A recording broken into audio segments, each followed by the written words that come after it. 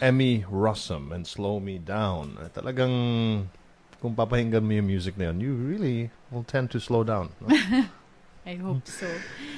The hanging question earlier was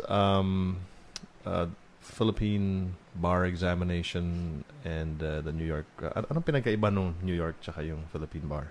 Well, the Philippine bar, I would say it's more focused on essays, at least during my time. Although at my time, there was already some initiative to try to move it to multiple choice questions. So, but during my time, meron multiple choice, but then they still require you to explain. So I guess, obviously, there was a lot of hesitation to have more multiple choice questions.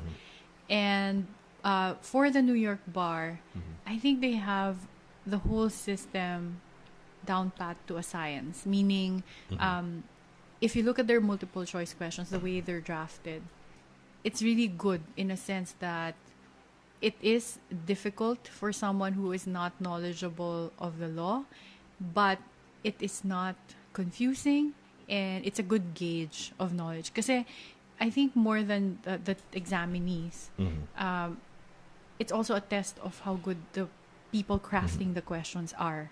And I think to that extent, medyo behind pa tong Philippine bar. Kasi when we tried to shift to multiple choice questions, when there were 80% more multiple choice questions as opposed to the essay, mas mababa yung passing rate. Yun yung isang controversial, I think it was like about 2-3 years ago, na sobrang baba ng passing rate.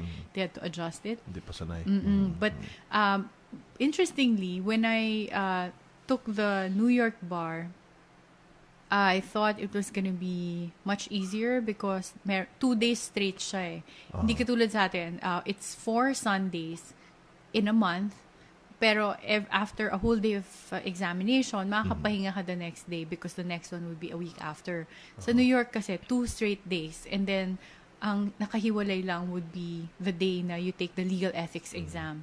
And I thought it was gonna be easy for me because the first day is mostly essays, and then next day is all multiple choice. But actually, it's the multiple choice that's very difficult. So, and that also has a component on the federal law. So In New York.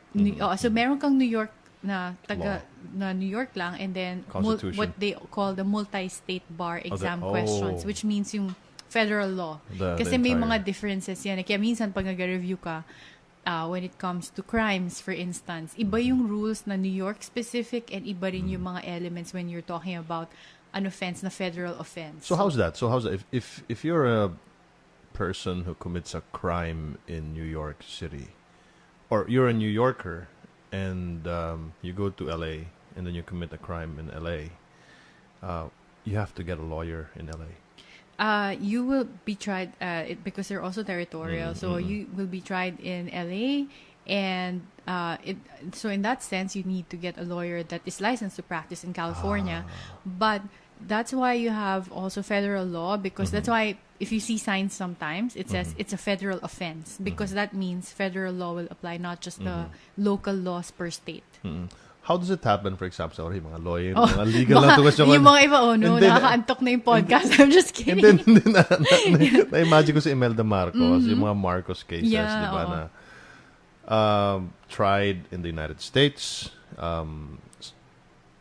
Is this the reason why she had to hire a lawyer in the States? I think it was Spencer, the lawyer, lawyer in the United States, to represent her. Or pwede ring Pilipino from the Philippines to represent her or the government. Well, it depends kasi what offense they're trying. Because I guess what makes the Marcos cases, what makes those cases peculiar would be the fact that some of them involve, of course, either graft and corruption charges or what you would call extraditable offenses, meaning they can be extradited back to the Philippines so they can be tried here. Although in that case, I think mayroong mga components yung ill-gotten wealth na yung jurisdiction can be had in the US kasi lalo na kung merong mga assets that are located in the US. Okay. So, it's getting more boring. yeah. Kaya nga, but ganun yun. Basically, long and short, sometimes kailangan mo ng lawyers abroad, sometimes kailangan So dito. merong cases na pwede yung lawyer ng Pilipinas mag-represent sa'yo in Zurich or whatever. And meron din mga kaso na kailangan lang talaga yung mga abogado lang doon. Oo, but depende talaga alright. sa court Depends. kasi may courts na bawal mag-appear ang foreigners katulad ng Philippine So how courts. long did you have to study again in New York law just to be able to take the New York bar? Yeah, oo. So I studied in Harvard Law School, and that's a Master's of Law program. And it doesn't mean that you'll be prepared to take the New York bar just because you take a Master's of Law. That's a separate. Kailangan mo mag-aral pa ulit ng what they call a New York Bar Review because you really study all the materials that you need to take the New York bar. And how long is that studying? That's why I said parang mas efficient yung system sa US because in the Philippines, you have to take, of course, the whole 4 years in law school and then bar review. But there, I started siguro March. Yung nakalagay na timetable na ideal is March, April, May. And then the exam is March, April, May. June. It's like full 3 months of review. Yes. And then it overlaps with your semester because we don't graduate until mga April. Now it makes sense. Pumasa si Leonardo DiCaprio dun sa Catch Me If You Can. Ang galing. Chumamba siya, no? Yeah, Galing. that's true. Anyhow, I love that movie. Yeah, it's a good movie. Yeah. Which is ironic because you have other great figures in history. Like, I think Hillary Clinton did not pass the first time she took the bar exam in the US. And then you have also JFK Jr. who had to take it twice. Or maybe failed it twice. Parang, Well, sa atin naman si Claro M. Recto, di ba? Okay, so how about tell us about your Harvard experience. I really had a lot of fun in Harvard kasi I think apart from just being in the class, you have a lot of learning experiences outside of the classroom. And I think yung mga lunch how do they call that again? Lunchbox talks. Like basically they invite people, like for instance I've met in person the COO for the whole world of JP Morgan because he used to be he's also a Harvard Law School graduate. So you meet those types of people na instead of just spending your lunch chatting with your friends or yung normal lunch lang, you meet all of these people that are exceptional in different fields. And one of the also memorable experiences I've had was meeting Dana White in Harvard Business School because Dana White is the president of UFC, Ultimate Fighting Champion, and I'm an MMA fan. I really like watching MMA and UFC, and I tried it as a sport, as a cardio exercise. I know, I saw in one of your photos. I've done Muay Thai and boxing, so and it was really a good experience to meet that type of person kasi it was among a few group of people lang, and Dana White was sharing to us that actually at some point he was a doorman in Boston before he he joined UFC. Yeah. Ganon din sa Kennedy School, di ba? Meron din mga ganon na parang meron TED Talks dun sa canteen nila, di ba? Yeah. Nagsasalita.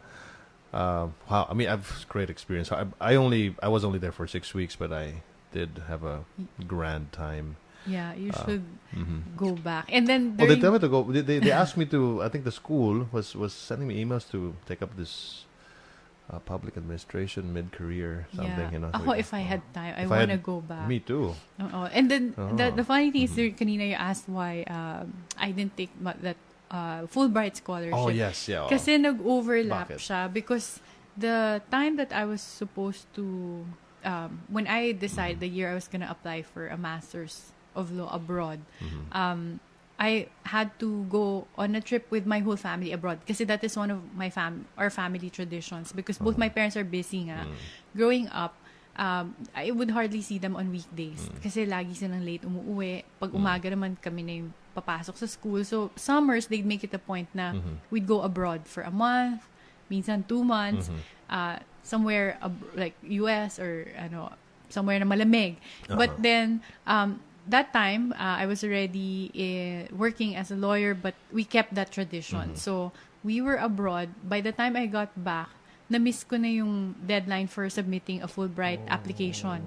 But then, it was that year, normally December, yun yung deadline for applying sa mga Masters of Law program abroad. So, I decided to still submit my application. And my dad was a little skeptical about me taking Masters of Law abroad because by then, I already had an American boyfriend. So, sinasabi niya, siguro pagka nag-aral ka, siguro baka gusto mo na magstay doon. And they're very nationalistic, both my parents. So, they would prefer that I'm here in the Philippines. So, it's kind of weird setup, no?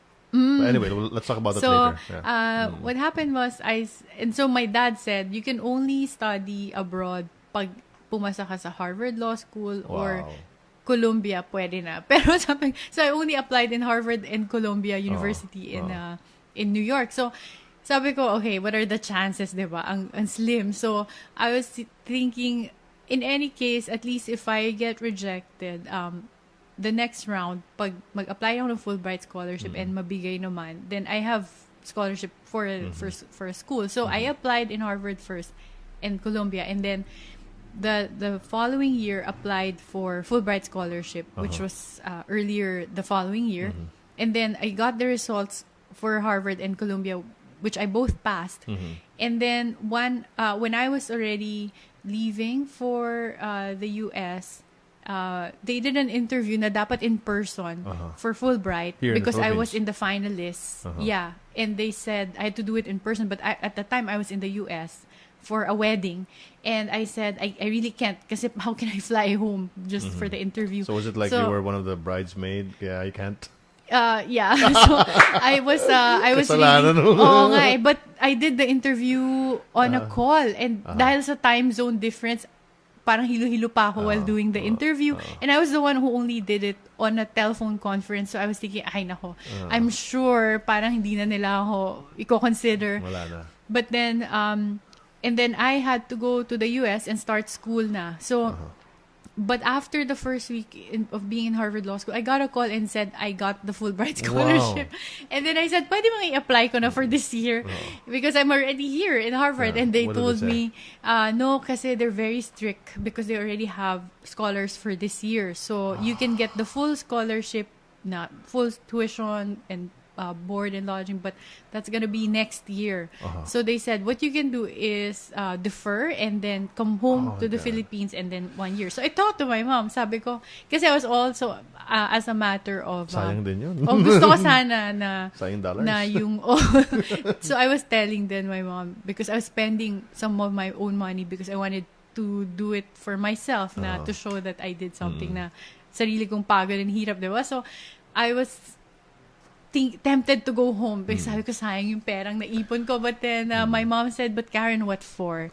At this stage you're buying time because if you come home, will it add anything to your skill set to do the same work you've been doing for the law firm? And then so alam mo, my mom talaga is a good mentor. She told me unless you have you know that it will add to your growth and experience, then come home. But at the end of the day, that's just money. So if you think that now is the time to do your master's, just stay there. So I declined, and they said it's okay, you can reapply naman if you can. Yeah.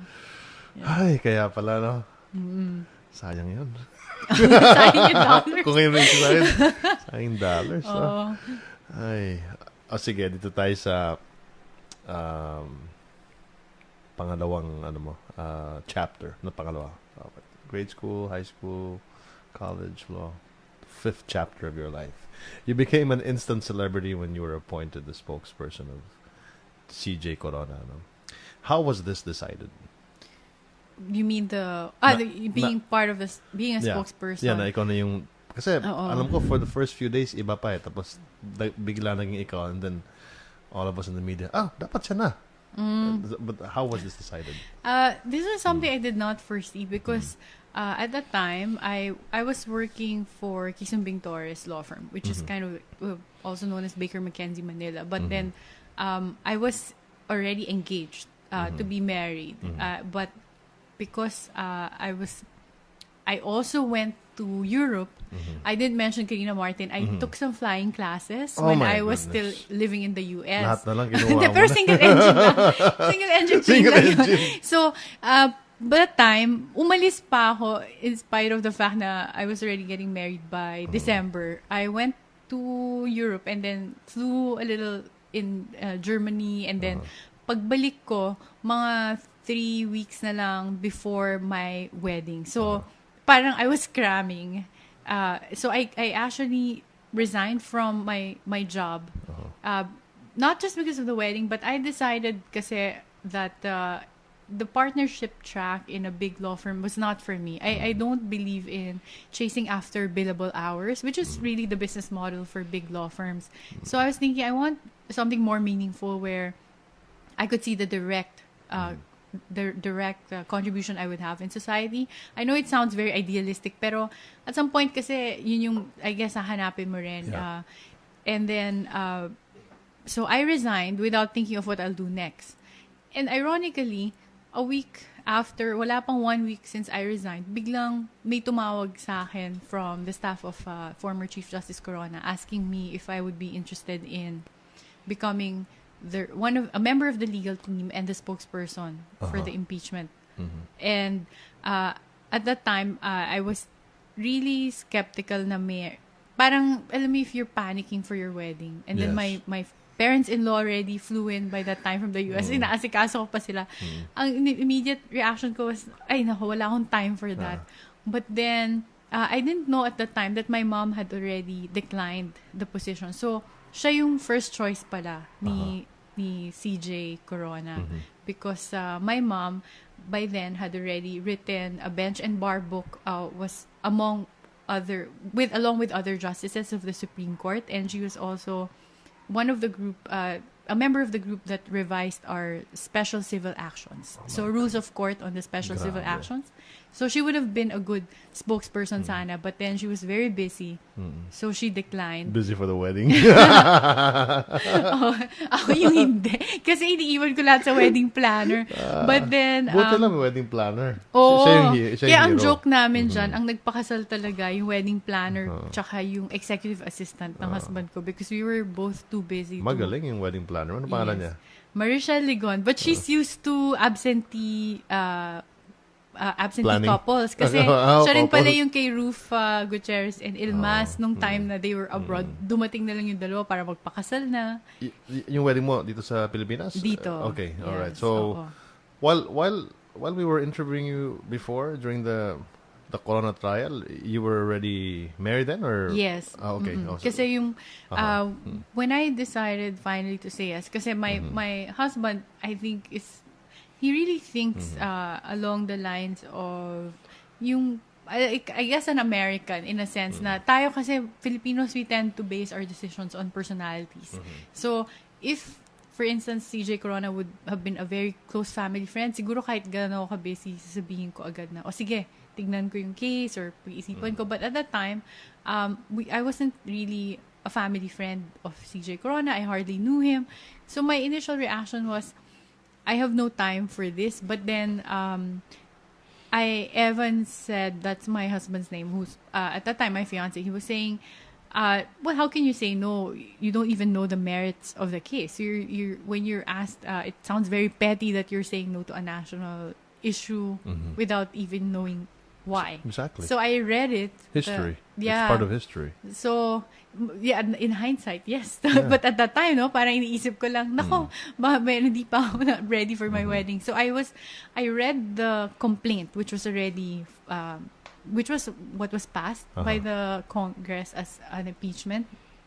And then I read the draft answer, which I found very convincing because I found several of the grounds to be non-impeachable, particularly yung meron dong article of impeachment on being a midnight appointment. And that was one of the things that would be ironic, actually, because when I was teaching in UP Law School as a member of their faculty, I was one of the professors that signed that, what you call a petition, asking... Midnight appointments. Yes. Yeah. Basically telling the president at that time, President GMA, that don't make the appointment because this is a midnight appointment. But later on, the Supreme Court, without CJ Corona, obviously, because he's conflicted dun sa interest, the Supreme Court came out with a decision saying that it was not a midnight appointment because that provision only applies to the executive branch. So basically, when you say na constitutional appointment, that can't be an impeachable offense because that's just conflicting, diba? And of course, the decision stands. So you can't make it into an impeachable offense. Apart from the other grounds which I found baseless, yung mga flip-flopping decisions. Kunwari, ganyan, it's not an impeachable offense under our Constitution. So I was very convinced that it had no leg to stand on. And it's once you open your eyes to something like that, it's hard to close it again and say na I don't care. So I decided to be part of the team. And now you are the spokesperson, the head of the media for the Yolanda rehabilitation effort. Another controversial position. Parang nahilig ka sa mga controversial na mga posisyon. Actually, Martin, even before I was asked to join this, the presidential assistant for rehabilitation recovery, I got some offers as well to either be the lawyer for or lawyer/spokesperson for other controversial issues as well. And maraming issues yan, including some government officials and some even private corporations na nagkakaroon ng national, how do you say this, nagkakaroon ng crisis, publicity crisis. But I would say no. So one of my rules of thumb talaga is, regardless of how high profile a case or an issue is, I would not say yes unless I believe in the cause. So when I was actually in the US at that time, kasi di ba Yolanda happened November, and then I had to go to the US December up until January. So I got a message from someone in the Philippines asking me if I would be interested to work with Senator Lacson in the position of as the presidential assistant for rehabilitation and recovery, because he was appointed around December. And I said, let's talk about it when I get home. And then as soon as I arrived, the day I arrived, nakipag-meeting si Senator Lacson. And I believe in the cause kasi for me, it's not even about politics eh. Parang you disregard all of that. It's all about making sure that these people can go back to one, normalcy, but second, that we raise yung pre-Yolanda demographics, meaning you make their lives better. Kasi yung areas na tinamaan ng Yolanda, a lot of them were really some of the poorest areas in the Philippines. In fact, if you look at their poverty rate, mas mataas than Metro Manila. Well, fifth class, the municipality. No? I think we're running out of time, but I have a few more questions. It's just going to be fast. Tell us about McBride. Who is Mr. McBride? What are the personal lessons also learned from the impeachment trial of CJ Corona and of course, your job now as the main spokesperson of the Yolanda rehabilitation effort? Let's play one more song and then let's get to that, and you can get on with your newscast. Brook White, Yellow. What makes the version of Brook White your favorite?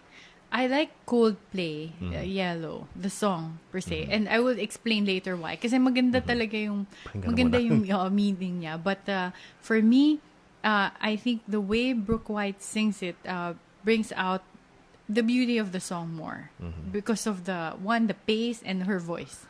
Okay, let's play this. Brook White, Yellow. We'll be back with Karen Jimeno. Don't go away.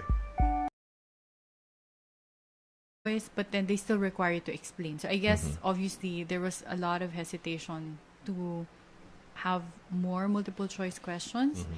And for the New York bar, I think they have the whole system down pat to a science. Meaning, if you look at their multiple choice questions, the way they're drafted, it's really good in a sense that it is difficult for someone who is not knowledgeable of the law, but it is not confusing, and it's a good gauge of knowledge. Kasi I think more than the examinees. So meron kang New York na New York lang, and then what they call the multi-state bar exam questions, which means yung federal law. Kasi may mga differences yan. Kaya minsan pag nag-review ka, when it comes to crimes, for instance, iba yung rules na New York specific and iba rin yung mga elements when you're talking about an offense na federal offense. So how's that? If you're a person who commits a crime in New York City, or you're a New Yorker and you go to LA and then you commit a crime in LA, you have to get a lawyer in LA. You will be tried because it's 4 Sundays in a month, pero after a whole day of examination, makakapahinga ka the next day because the next one will be a week after. Sa New York kasi 2 straight days, and then ang nakahiwalay lang would be the day na you take the legal ethics exam. And I thought it was going to be easy for me because the first day is mostly essays, and then next day is all multiple choice. But actually, it's the multiple choice that's very difficult. So, and that also has a component on the federal law. So in New York. So it's also a test of how good the people crafting the questions are.